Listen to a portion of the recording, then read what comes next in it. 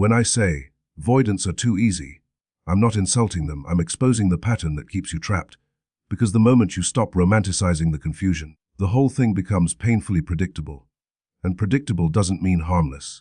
Predictable means you can finally stop blaming yourself for every shift in their mood, every delay in their reply, every sudden distance after intimacy. It means you can stop acting like you need a PhD to understand why someone who likes you keeps making you feel unsafe. It means you can see the rhythm clearly, and once you see the rhythm, you stop dancing to it. Most people hear the word avoidant, and they think it means cold. It doesn't. Avoidants can be warm. They can be charming. They can be intense. They can be affectionate. They can talk about a future.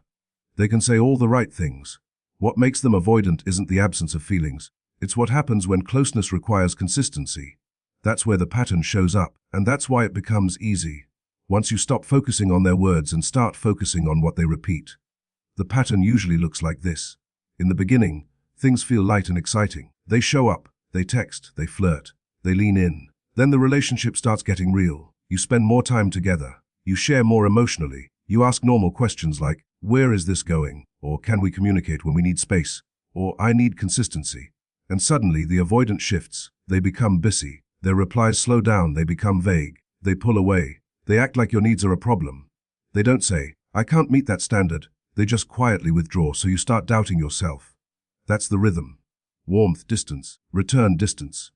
And the reason it traps you is because it creates addiction. Not love addiction. Your nervous system gets trained to chase relief. When they pull away, you feel anxious. When they come back, you feel relief. That relief feels like love because it calms your body. So you start interpreting their return as proof you mattered. But what it actually proves is the cycle is working. It's training you to accept instability as intimacy. So when I say, avoidants are too easy, I mean the cycle has predictable triggers. Avoidants often pull away when intimacy rises, when expectations rise, when boundaries rise, when they feel seen, when they feel like they might have to show up consistently. They don't always do it intentionally, but they do it consistently. And consistency in a pattern is not an accident. It's a strategy their nervous system learned long ago. Distance equals safety. Now here's the part that matters for your audience. You can be compassionate about their fear and still refuse to be harmed by it. That's the whole point. People get stuck because they think compassion means tolerating inconsistency. It doesn't. Compassion means you understand why someone struggles, but you still hold standards that keep you safe. Because your heart is not a rehabilitation center where someone practices closeness while you suffer. So what's the pattern that keeps you trapped? It's not that they pull away. It's what you do when they pull away. Because the avoidant doesn't win by being distant. The avoidant wins when your nervous system panics and you start chasing. When you send the paragraph. When you ask for reassurance. When you apologize for having needs. When you soften your boundaries. When you become smaller so they don't disappear again. That's the trap. Not their distance. Your reaction to their distance. And again, I'm not blaming you. I'm explaining the mechanism so you can break it. Avoidants become easy to understand when you realize their system responds to one thing more than your feelings, your standards. They will push against standards if they want access without responsibility. They will respect standards if they want real connection and are willing to grow. That's the split. That's the truth. Because anyone can be sweet when things are easy. Anyone can talk big when there is no consequence. Anyone can show up when there is chemistry and novelty. But the real question is, what happens when you ask for the basics? Communication, consistency, clarity, repair. Those basics feel like pressure to an avoidant system that equates expectation with danger. So they retreat, and then you feel like you have to become low maintenance to keep them. And that's where you lose yourself. So the point of this keynote is not to shame the avoidant. It's to stop you from being hypnotized. To stop you from spending months decoding someone who is showing you exactly who they are through repetition. Their pattern is their truth. And once you see that, you stop trying to earn stability from someone who isn't offering it. Now, here's what your audience needs to hear, because it's the moment where power returns. You don't break the avoidant pattern by outloving it. You break it by outstructuring it. You break it by becoming calm, consistent, and unavailable to inconsistency. Not cruel, not dramatic, just clear. You start doing three things. You stop rewarding breadcrumbs. You stop chasing silence. You stop negotiating your boundaries when they get uncomfortable. And the moment you do that, the avoidant dynamic becomes easy in the most liberating way because you see immediately what they want. If they disappear when you require basic standards, they were never offering a relationship, they were offering a connection on their terms. And that's why I say, avoidants are too easy. not because they're simple people, but because the cycle is simple once you stop participating in it. The confusion only exists when you keep hoping their potential will override their pattern. The clarity arrives when you finally treat their pattern as the only truth that matters. Stay to the end, because once you understand one rhythm, you'll stop taking their distance personally, and the mystery disappears. That's the shift your viewers need, because most people don't stay stuck with avoidance because they're weak. They stay stuck because they personalize the pattern. They believe the distance is a verdict on their worth. They believe the silence means they weren't enough. They believe if they become better, more attractive, more patient, less emotional, more understanding, the avoidant will finally stay. And that belief turns a predictable rhythm into a painful obsession. But the rhythm is not about your worth. It's about their nervous system. An avoidant's nervous system often experiences intimacy as both desire and threat. They can want you deeply and still feel overwhelmed by the closeness that comes with being chosen. So they do what their system learned to do long ago: they regulate through distance. The moment closeness rises, their internal alarm rises. The moment expectation rises, their anxiety rises. The moment they feel emotionally seen, their vulnerability feels risky. And instead of leaning into repair, they lean into space. They pull away to breathe. Now, if you don't understand this rhythm, you will interpret the pullback as rejection. You'll panic. You'll chase. You'll demand clarity. You'll over-explain. You'll try to fix the mood. You'll send the paragraph. And that's where the mystery begins, because their response becomes inconsistent. Sometimes they soften. Sometimes they disappear more. Sometimes they return later like nothing happened. And you keep trying to decode it like a puzzle. But it's not a puzzle. It's a cycle. The rhythm usually has 4 beats. Beat 1, closeness. They are warm, present, interested. They initiate. They show emotion. They make you feel chosen. You relax, you connect, you open. Beat 2, intimacy rises. You get closer. You ask for something normal: consistency, definition, emotional availability, basic communication. The relationship starts asking them to be real, not just romantic. Beat 3, deactivation. Their system gets triggered. They suddenly feel pressure. Even if you didn't pressure them, even if you just ask for clarity, they interpret needs as expectations, and expectations as danger. So they pull away, become vague, get busy, go cold. Delay replies, avoid serious conversation, sometimes even start acting like you're too much. Beat 4, re-entry. When they feel safe again, when the intensity drops, when they miss the comfort, when they worry they've gone too far, they come back. Often casually, often sweetly, often without addressing what happened. They want closeness without the vulnerability that triggered them before, and then the cycle repeats. Here's why understanding this rhythm removes the mystery. Because you stop asking, what did I do wrong? And you start asking, what triggered their deactivation? That's a different question. It doesn't blame you. It doesn't chase them. It observes reality. It puts the focus on behavior patterns, not on your self-worth. And once you see it, you stop trying to be perfect, to prevent distance. You realize something that changes your life. You cannot love someone out of their attachment style. You cannot perform your way into making an avoidant comfortable with intimacy. You cannot shrink your needs enough to keep someone consistent. Because the trigger isn't your need, it's their relationship with need. That is why the mystery disappears. Because you stop confusing their anxiety with your inadequacy. Now, your viewers need to hear this part carefully. Because it's the trap that keeps them watching their phone and losing their peace. Avoidant distance doesn't always mean they don't care. Sometimes it means they care and they're afraid, but fear does not automatically make them safe. Someone can care and still be unsafe for your nervous system. Someone can care and still treat you inconsistently. Someone can care and still refuse accountability. Caring is not the standard. Consistency is the standard. So once you understand the rhythm, you stop giving them the benefit of infinite interpretation. You stop making excuses for behavior that hurts you. You stop translating silence into love. You stop calling breadcrumbs effort. You stop calling inconsistency phase. You treat it as information, because the truth is your nervous system knows when something is unstable. That's why you feel anxious. That's why you overthink. That's why you crave reassurance. It's not because you're needy. It's because the environment is unpredictable. Humans become anxious in unpredictable environments. That's normal. And the worst thing you can do is blame yourself for reacting to unpredictability. So what do you do with this rhythm once you understand it? You do not play detective. You become structured. You stop responding to distance with pursuit. Because pursuit is the fuel. When they pull away and you chase, you teach their nervous system that distance works. It gets them closeness without accountability. But when they pull away and you stay calm, your nervous system stays regulated, and the pattern stops being rewarding. You stop having emotional conversations in the middle of deactivation. Because an avoidant in deactivation cannot hear you. They will interpret your feelings as pressure. So instead, you set a simple boundary. If you need space, communicate and give a time frame. I don't do disappearing. Then you stop talking. You let your boundary do the work. And the biggest shift is this.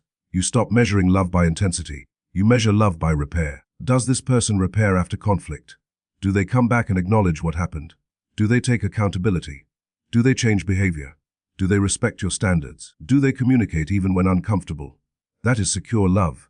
And if they can't do that, the rhythm becomes easy to recognize and even easier to exit. Not because it doesn't hurt, but because you stop living in confusion. Confusion is what drains you. Confusion is what keeps you waiting. Confusion is what makes you chase. Clarity is what gives you power. Clarity is what frees you. So yes, stay to the end, because once you understand the rhythm, you stop taking their distance personally. You stop translating their deactivation into your value. You stop trying to earn what they are not offering. And when you stop personalizing, the mystery disappears, and without mystery, the cycle loses its grip, because you can finally see the pattern for what it is, not a reflection of your worth, but a reflection of their capacity. Here's the hard truth: avoidants don't win by leaving. They win only when your nervous system panics and starts chasing. And I want your audience to hear this without shame, because chasing is not a character flaw. It's a nervous system response to uncertainty. When someone pulls away from you, goes cold, gets vague, delays replies, removes affection, your body reads it as danger. Your brain starts scanning for reasons. Your heart starts trying to restore closeness. And suddenly you're doing things you swore you wouldn't do. Sending the paragraph, asking for reassurance, apologizing for having needs, offering more love to someone who is giving you less. That panic is the point where you lose yourself. And that is the only place an avoidant pattern has power over you. Because silence doesn't control you by itself. Distance doesn't control you by itself. The avoidant doesn't control you by itself. What controls you is the internal spiral, the fear, the need to close the loop, the craving for certainty, the urge to fix what feels broken. And once you're in that spiral, you start negotiating your dignity for the smallest sign of connection. You start accepting crumbs like they're proof. You start shrinking your needs because you're afraid that asking will push them away again. So when we talk about winning, we're not talking about some evil plan. We're talking about the pattern getting reinforced. The avoidant learns that withdrawal produces pursuit. You learn that pursuit produces relief, at least temporarily, and that becomes the addiction. Let me break down exactly how this happens, because once your viewers understand this mechanism, they stop taking it personally and they stop feeding it. Step 1, the avoidant pulls away. They go quiet, they get busy, they become vague, they stop initiating, they stop being warm. Sometimes it happens after intimacy. Sometimes it happens after you ask for clarity. Sometimes it happens for no obvious reason, which is what makes it so destabilizing. Step 2. Your nervous system panics, not because you're weak, but because your brain is wired to seek connection and safety. Uncertainty feels like threat. Your body starts producing stress. You can't focus. You check your phone. You replay conversations. You start imagining worst-case scenarios. Step 3. You chase to restore certainty. You send the message. You ask what's wrong. You try to be sweet, so they don't leave. You apologize for things you didn't do. You explain yourself too much. You offer reassurance. You do emotional labor. Step 4. The avoidant feels relief. And this is the part that shocks people. Your chasing makes them feel calmer. Not because they enjoy hurting you, but because it restores control and predictability. It tells their nervous system, I can withdraw and still be wanted. I can create distance and still keep access. That's relief. Relief can feel like power. Power can feel like safety. And then they return just enough to stabilize themselves, not necessarily enough to build a secure bond. Step 5. You feel relief too. Because their return, even a small one, quiets your panic. And now your body has learned something dangerous. Anxiety stops when they come back. So you become more willing to tolerate anxiety to get that relief again. That's the addiction loop. You're not addicted to the person, you're addicted to the relief from the panic they trigger. That's how the pattern wins. Because the moment you chase, you teach your nervous system that your peace depends on their response. You hand them the remote control to your emotional state. You start living as a hostage to their mood. And that's why avoidant relationships can be so consuming, not because they're deeply loving, but because they're neurologically addictive. Now here's the key realization your audience needs. Avoidants aren't stronger than you. They're often more defended. Defended doesn't mean healthier. It means they've learned to shut down feelings to feel safe. So when you chase, they don't always feel flattered, but they feel in control. And control is their comfort zone. That's why they can look calm while you're spiraling. Their system regulates through distance. Yours regulates through closeness. So you end up doing the work of keeping the bond alive while they stay protected. And the tragedy is, the more you chase, the less they respect the bond. Not because you're unworthy, but because chasing removes consequence. It teaches them they can do less and still receive more. It teaches them they can be inconsistent and still be chosen. It teaches them that your standards are flexible if they withdraw long enough. So if your viewer wants to break this pattern, the first job is not to change the avoidant. It's to change what happens inside you when they pull away. Because that's the only part you control. You regulate instead of react. You pause instead of pursue. You don't send the paragraph. You don't argue with silence. You don't reward distance with extra effort. You bring yourself back to one grounding truth. If someone needs space, they can communicate it respectfully. If they can't communicate it, then what you're dealing with is not space. It's avoidance that harms the relationship. So you set a standard. Calmly, once. If you need space, tell me, and give a time frame. I don't do disappearing. Then you stop. You don't chase them into clarity. You don't negotiate your boundary. You let the next move reveal their capacity. Because the moment you stop chasing, the pattern loses fuel. The moment you stop panicking, the win disappears. Not because they suddenly become different, but because the dynamic can't run without your participation. And this is where your power returns, not by being colder, not by playing games, but by refusing to hand your nervous system over to someone who regulates themselves by withdrawing and expects you to regulate yourself by begging. The only way avoidant distance can control you is if you chase it. And the moment you stop chasing, the relationship becomes clear. Either they step up into responsibility, or they step out, and either way you get your life back. The biggest twist. Their power was never silence, it was what you used to do when they went silent.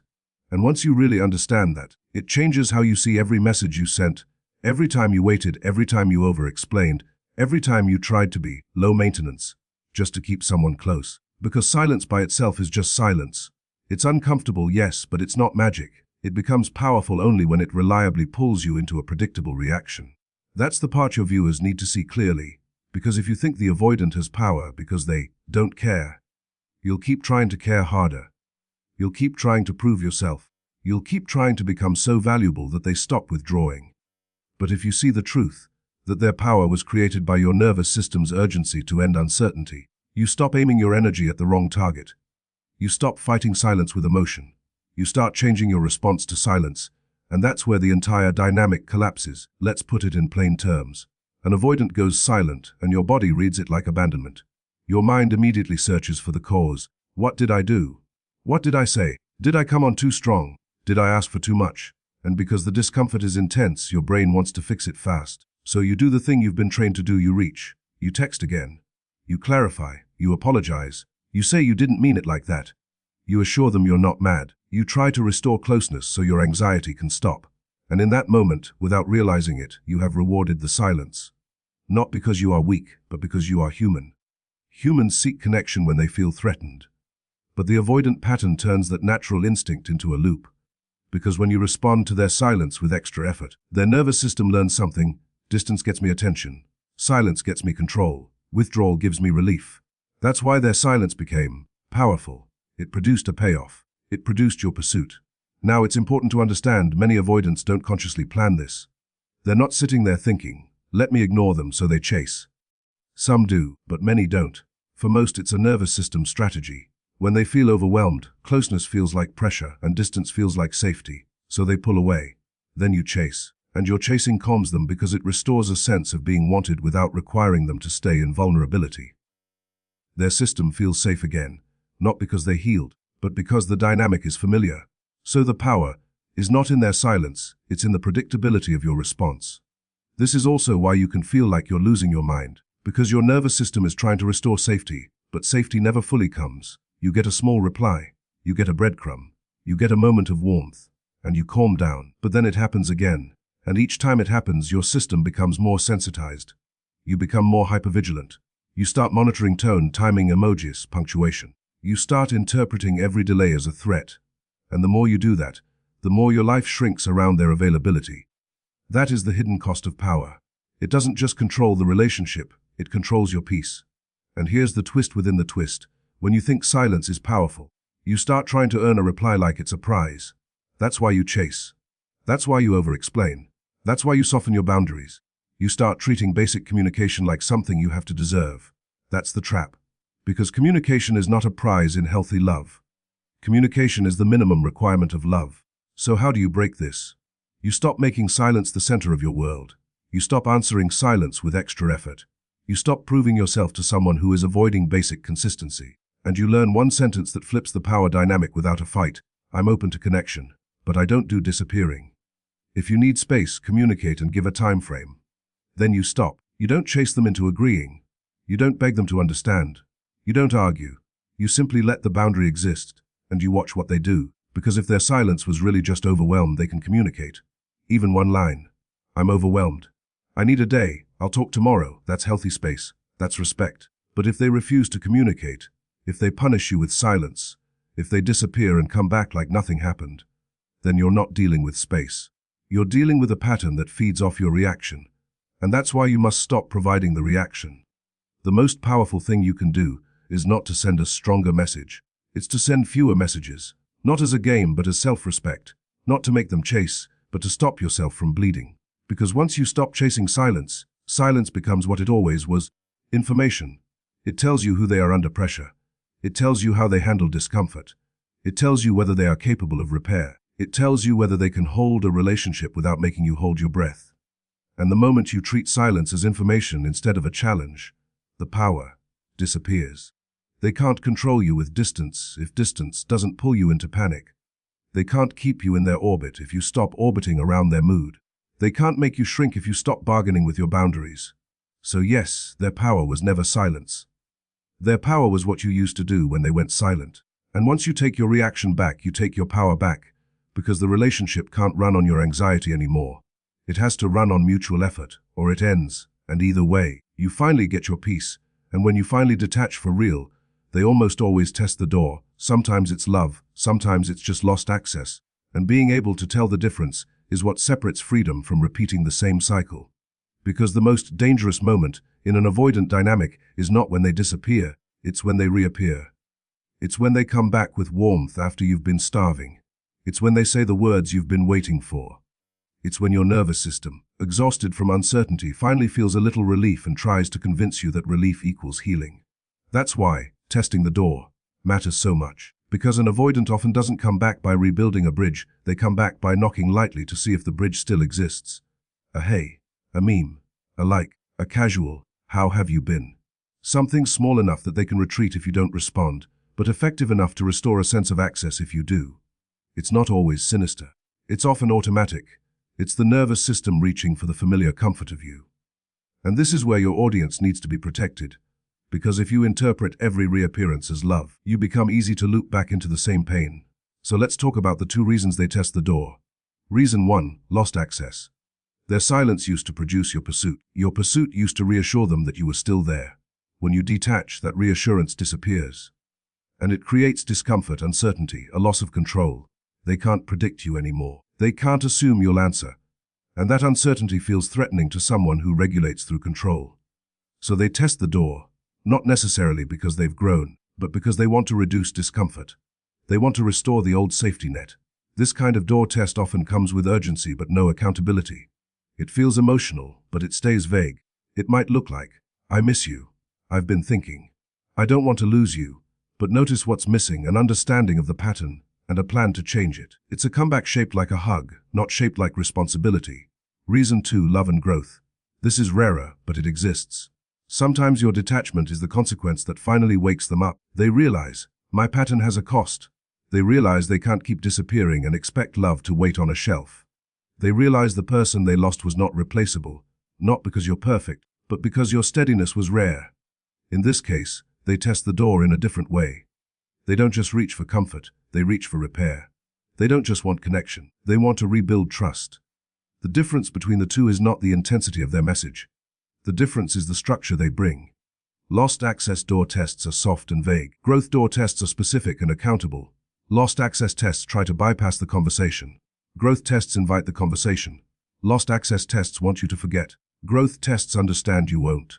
Lost access tests treat boundaries like rejection. Growth tests treat boundaries like safety. So how do you tell the difference without arguing, without guessing, without spiraling? You require one thing: structure. You respond with calm clarity. Not harshness, not coldness, not drama. You simply bring reality into the room. You say, I'm open to reconnecting, but I need consistency and clear communication. I don't do disappearing. Or you ask one powerful question. What will you do differently next time you feel overwhelmed and want to pull away? And then you watch what happens next. A lost access avoidant often reacts to structure the same way they react to intimacy. They feel pressured. They might say, why are you making rules? Why can't we just talk normally? You're being cold. You're holding the past against me. They might get irritated. They might withdraw again. Or they might give a vague answer. I'll try, because trying keeps the door open while leaving them free to repeat the pattern. Because lost access returns want access restored more than they want behavior changed. A growth-based avoidant will respond differently. They might feel nervous, but they will respect your structure. They won't guilt you for it. They won't rush you. They won't demand instant closeness. They will acknowledge what happened. They will validate the impact. They will offer specifics. They will accept that trust takes time. They will be willing to move slowly, because their goal isn't immediate relief, it's long-term repair. Another powerful difference is pace. Lost access returns often want a fast reset, fast forgiveness, fast warmth, fast intimacy. They want you to act like nothing happened because acting like nothing happened removes accountability. Growth-based returns can tolerate slow because slow forces consistency. Slow forces effort. Slow forces real change to be proven, not claimed. And here's the most important part your viewers need to hear. The first door test is not the real test. The real test is what happens after they feel safe again. Many avoidants can show up beautifully when they're afraid of losing you. The question is, do they still show up when they believe they have you again? Do they still communicate when they're comfortable? Do they still respect boundaries when the urgency fades? Do they repair quickly when they feel overwhelmed? Or do they default back to silence? Because relief-based returns often fade once your warmth returns. They knock you open, they breathe, and then they drift. Not because they hate you, but because the discomfort that brought them back has been soothed, and the deeper work of change was never their goal. So your job is to stop making the door test emotional and start making it structural. You don't punish them. You don't beg them. You simply stop giving full access to someone who hasn't proven safety. You can be kind and still be firm. You can be loving and still be boundaried. You can be open and still move slowly. Because the goal is not to win an avoidant back. The goal is to protect your peace from the cycle that keeps you hungry. And when you handle the door test with structure instead of hope, you stop being pulled by the same pattern. Either they rise into real effort, or they reveal they only wanted access, and either way, you finally stop living in the waiting room. In the final part, I'll give you the one sentence that exposes everything. Whether they want accountability, or they just want you back as comfort. And this sentence is the difference between repeating the cycle and ending it for good. Because most people don't get trapped by an avoidant forever, because they don't know what to do when the avoidant leaves.